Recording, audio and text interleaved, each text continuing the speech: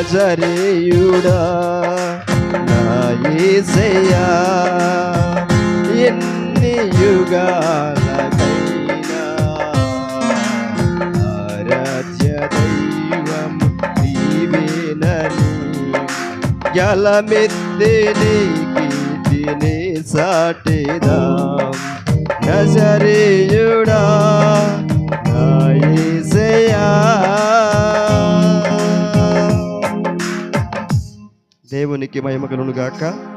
హల్లెలూయా, హల్లెలూయా.